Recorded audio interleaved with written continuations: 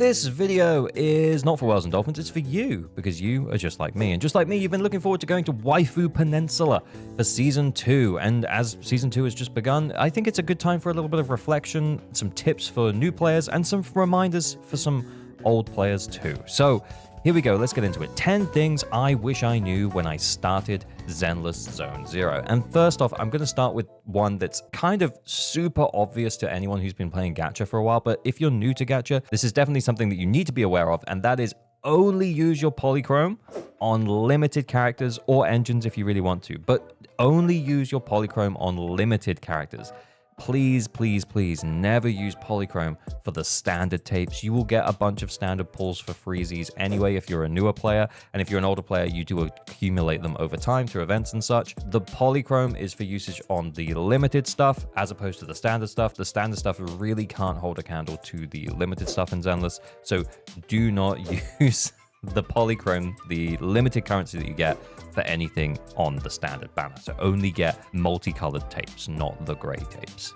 Okay, point number 2 is to make sure that you are building your supports.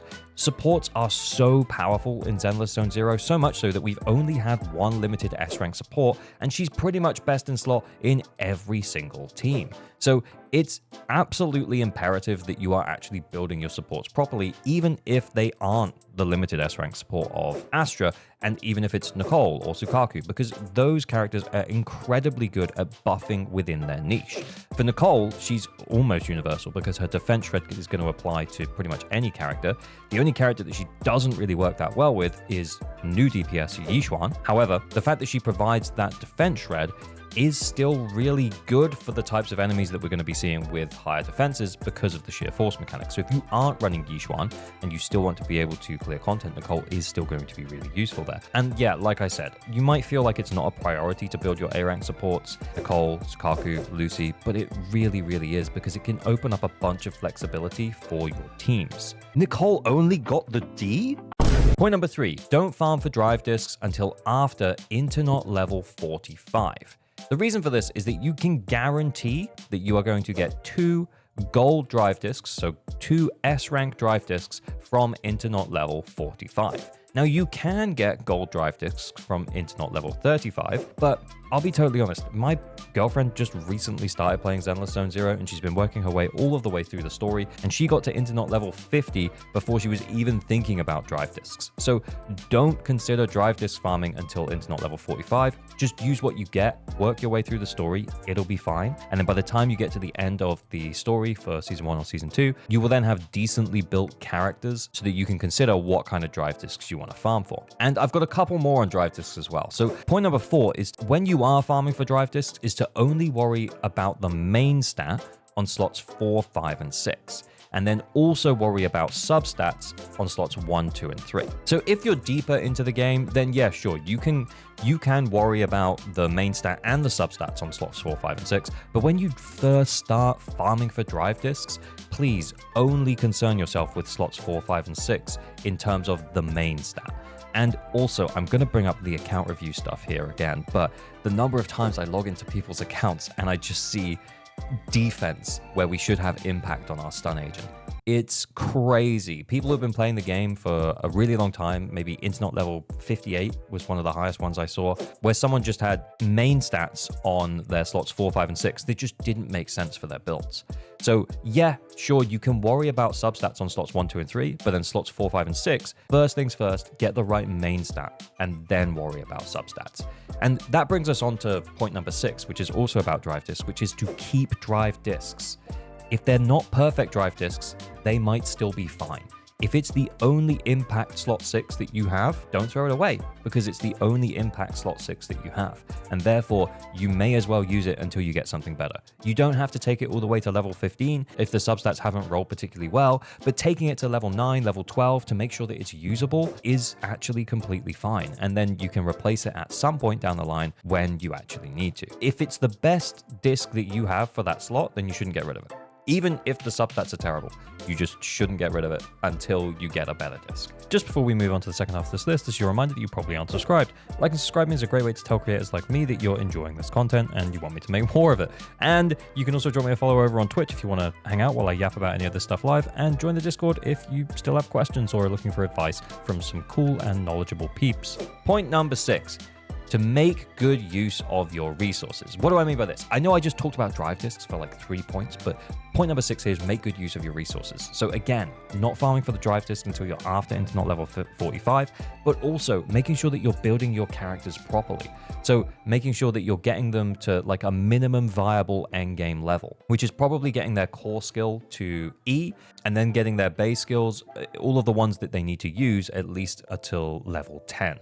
Level 11 if you can, level 12 if they're a really strong character and you're going to use them for a while.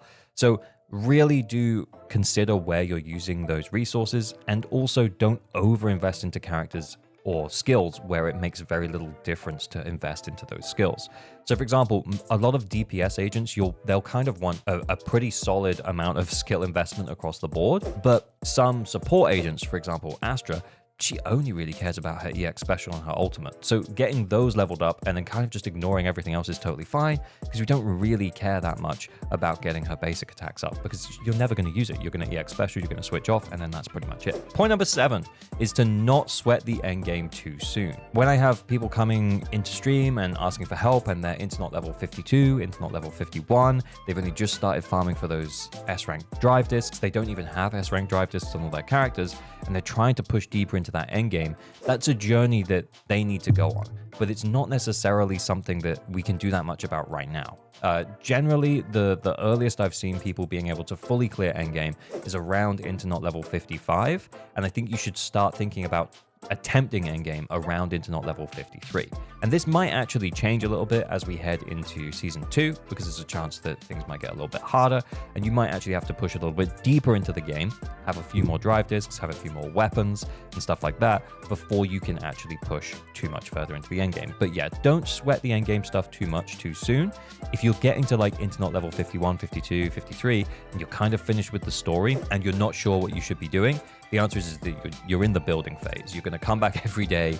You're going to play for half an hour. You're going to farm everything you need to farm. You're going to stick the better drives on the character. You're going to upgrade them. And then you're going to run an attempt on a deadly assault boss or two. Basically, just you're capped on time. These games are marathons and not sprints. And it is going to take a little bit of time to work your characters up to true endgame level. And I think the earliest you can expect that to be is around that Internet level 55. Then we have point number 8. So if you want a character, as you come into a patch for a new character, let's say in 2.1, we get a new character announced, you're very excited about that character, but you're wondering how many pulls should you have saved as you head into that patch to make sure that you can guarantee that character. And I would say a general rule of thumb is if you go into a patch wanting a particular character, having 20,000 by the time that their banner starts is going to give you 125 pulls. Now, that's not the guarantee that you need. The guarantee would be 180 pulls if you went to, the maximum amount of pulls that you would need for that character and you lost the 50. So going in with 125 pulls kind of puts you in a position where you can have a really good shot when that banner starts of taking that first 50-50 and then spending the rest of those pulls in an effort to try and get them early. But then for the remainder of that patch, you have time. Normally the banners run for a few weeks, like 20 days, and it has been changing a little bit here and there recently. But yeah, normally the patch just run for around 20-21 days. So then you have time to complete any story quests, any events that are going on, and you will normally be able to gain 50-ish pulls per half patch, and that's actually on the low side of estimates. Point number 9 here is to think about your teams when pulling. So build around what you have. Really consider the characters that you've got either for free, i.e. from the S-rank selector, or maybe the first standard S-rank you got, and then consider what you will then need to make it work. Now, I'm a huge fan of waifu over meta, and I think you should build teams around the characters that you like most and win with your favorite characters. But if your favorite 3 characters are Yixuan and Jane and Soldier 11, you can't just put all of them together in the same team. That's not how the game works. Typically, the game is going to require, some kind of team building for you to actually clear the end game. And normally that requires you buffing your DPS agent through stun or through supports or through anomaly with additional anomaly so that then you can create a whole bunch of damage. So if you find yourself in a position where you've only waifu pulled, it might be time to also start pulling some supports for those waifus so that then you can clear the endgame content really comfortably. And I think every limited S-rank character so far, and at this point with the buffs to Ellen, I'm pretty comfortable to say every single limited S-rank currently can fully clear the endgame if they are supported well. Doesn't even have to be amazingly. You don't need 2 limited S-rank, like a limited S-rank stunner and a limited S-rank support for yixuan, for example. She can still clear with a rather basic team, and that's still a 1.0 character. So yeah, you really do need to think about what you have and the direction you're going. And then on that point, it's also important to remember that Zenless Zone Zero is a game about matchups. So if you are pulling for a particular character, consider what that character is adding to your account. So if it's like an ether damage character, or in the case of yixuan, Auric Ink, which kind of functions like ether, so it's going to be super effective against ether weak enemies. So pulling for yixuan is going to enable you to basically steamroll those ether weak enemies for the foreseeable future, as long as you're supporting her well. And then that does kind of mean that if we get another ether DPS in a couple of patches time, you should really consider about how much that's adding to the value of your overall teams. Because if the goal is to get 2 to 3 endgame teams, you kind of want them to cover different elements so that you can take advantage of the matchups. And then lastly, the last point I have, point number 10, and that is, remember that this is a gacha. The game exists to extract money from you. And I think it's just important to be mindful of that, is that as much as, yeah, we can have fun with the game, we can pull our favorite waifus, we can kind of try and force the clear with characters that don't necessarily work well together. I know I called that out a little bit earlier, but it's very much still possible in the game of Zenless Zone Zero, and you can still experiment quite a lot. But it's important to be mindful to only spend within your means if you do decide to spend money on the game. And if you do decide to spend money on the game, then trying to keep those costs down for yourself. Remember that the game is a gacha game, they are predatory in nature, and to not get carried away. It's really important to be mindful of that as we're enjoying the game. And then just an honorable mention, last point here, is to think about why you're enjoying and playing the game. If you are just a story player, don't get too carried away with the idea of pulling for a particular character. Whether you pull them or not, they're still going to be in the story. If you are just more of a meta player, then maybe thinking about, supporting your meta teams a little bit better as opposed to just waifu pulling. And it's completely up to you how you play the game. And I think honestly, the best way to play the game is probably somewhere in the middle, where you waifu pull when you really want to waifu pull, and then you meta pull to support your waifus. But that's just me. But anyway, let me know what you guys think. What did you think about this? The top 10 tips for Zenless Zone Zero, 10 things I wish I knew in ZZZ. I don't know what the title's going to be. We'll see. But let me know what you think about all this down below. Happy season 2. Welcome to the Waifu Peninsula. Remember to like and subscribe, fair and average, like on all your pulls, pour responsibly, stay weird. Bye. Bye.